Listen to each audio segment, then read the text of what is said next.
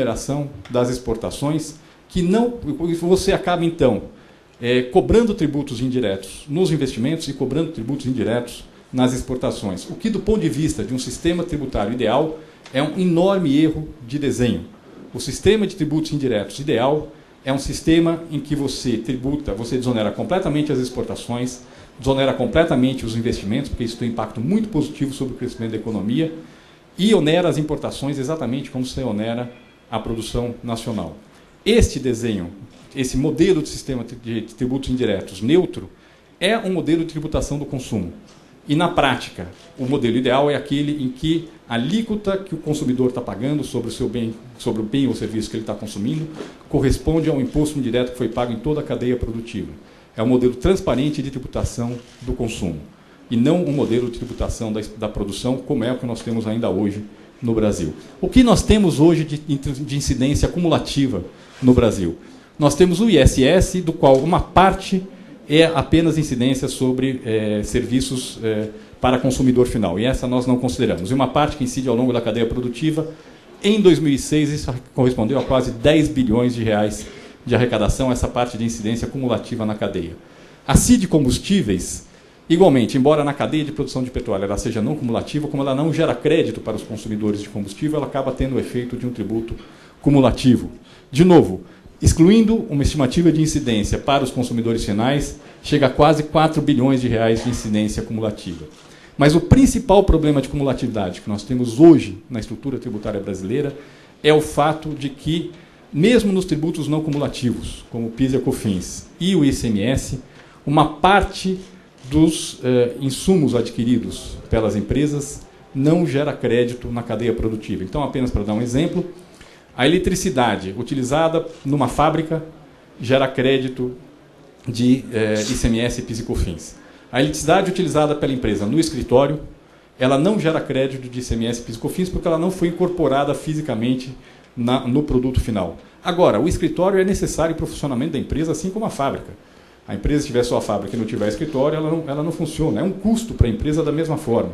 Então, nós temos aí uma falha no sistema do regime não cumulativo no Brasil, que leva, na verdade, a um conjunto de créditos tributários que não são apropriados pelas empresas, da ordem de 17 bilhões de reais no caso do ICMS e 13 bilhões de reais no caso do PIS e da COFINS.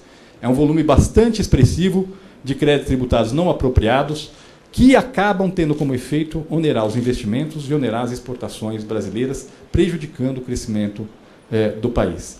No agregado, no total, o que nós estimamos como incidência acumulativa chega a quase 44 bilhões de reais, ou seja, quase 2% do PIB, a partir de dados de 2006. Segundo problema, nós temos uma desoneração incompleta dos investimentos no país. Além da incidência acumulativa que prejudica os investimentos, nós temos um fato que é o seguinte: quando você compra uma máquina ou um equipamento, você paga ICMS, paga PIS e COFINS sobre aquela máquina e equipamento. E você se apropria. No caso de PIS e COFINS, os créditos relativos a esse PIS e COFINS pago na máquina e equipamento é apropriado em 24 meses, à razão de 1,24 por mês. No caso do ICMS, esse prazo é de 48 meses.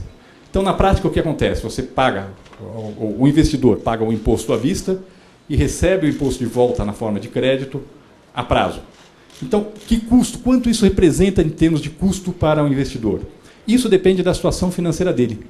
Se nós tivermos uma empresa que está líquida e que está sobrando, não está endividada e está aplicando dinheiro no mercado financeiro, o custo de oportunidade dela é o que ela deixa de receber na aplicação no mercado financeiro. Hoje, então, se a gente usar a taxa da Selic como o que ela poderia receber no mercado financeiro, este prazo de 24, 48 meses representaria algo como um aumento de 2,6% no preço da máquina que ela está comprando. Se nós pegarmos uma empresa que está enforcada, tomando dinheiro na conta garantida, ou seja, o cheque especial das empresas, que o custo financeiro dela é muito mais alto, o custo desse diferimento na apropriação do crédito é muito mais alto e pode ultrapassar 8% do preço da máquina.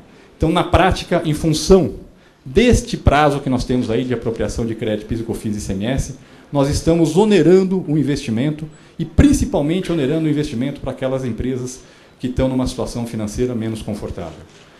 E isso pode chegar a um impacto relevante no custo das máquinas e equipamentos. Isso daqui, eu queria deixar bem claro, tem um impacto bastante negativo sobre o crescimento econômico. E aqui até quero falar um ponto que às vezes as pessoas não sabem. A mudança que foi feita no PIS e COFINS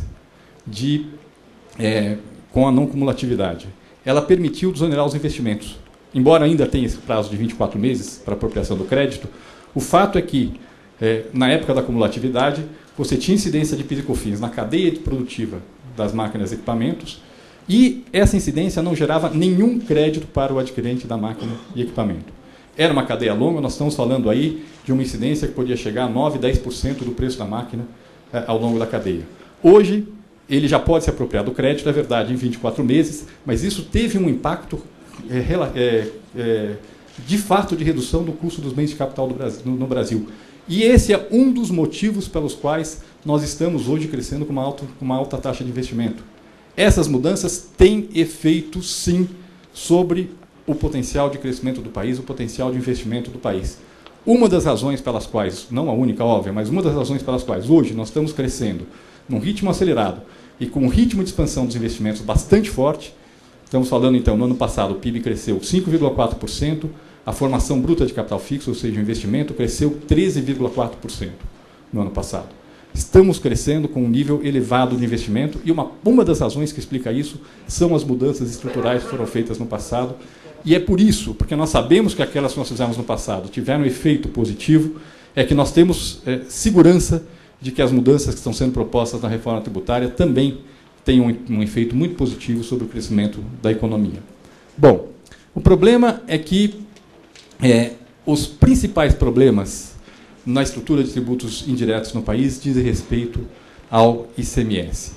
E dizem respeito principalmente a uma característica do ICMS, que é o fato que nas transações interestaduais, nas transações entre estados, uma parte do imposto é retido no estado de origem e uma parte do imposto é apropriado no estado de destino da mercadoria. Então, o que nós temos no ICMS? Nós temos uma alíquota de 12% que permanece no estado de origem nas transações interestaduais. Então, por exemplo, se a alíquota é 18%, fica 12% no estado de origem e 6% no estado de destino. E temos nas vendas do Sul e Sudeste, exceto Espírito Santo, para os demais estados, uma alíquota de 7%. Essa tributação na origem, nas transações interestaduais do ICMS, ela gera uma série de distorções. Uma das distorções é que isso leva a um sério problema de acúmulo de crédito de ICMS por parte dos exportadores. Por quê? Porque o exportador é imune, ele não tem débito de ICMS. Mas, muitas vezes, a empresa exportadora comprou insumos em outro estado e pagou ICMS em outro estado. E o estado onde está instalada a empresa resiste muito a ressarcir em dinheiro créditos de ICMS relativos a tributos que foram pagos em outros estados. E cria uma série de obstáculos para que as empresas recuperem esses créditos. Nós estamos falando aí, no final de 2006, nós tínhamos mais de 15 bilhões de reais de créditos acumulados de ICMS. E essa acumulação de crédito de ICMS dos exportadores, essa resistência dos estados a ressarcir os exportadores, tem impacto, sim, sobre a competitividade e o investimento no país. Eu, pessoalmente, conheço uma empresa que simplesmente foi abrir uma fábrica na China porque falou, olha, eu estou num estado, o estado não me devolve os créditos de ICMS nas exportações, eu sou uma empresa civilmente exportadora, se eu recebesse o crédito de ICMS, eu faria investimento no Brasil. Como não consigo recebê-lo, eu vou fazer um investimento na China. Nós estamos perdendo investimentos por conta dessa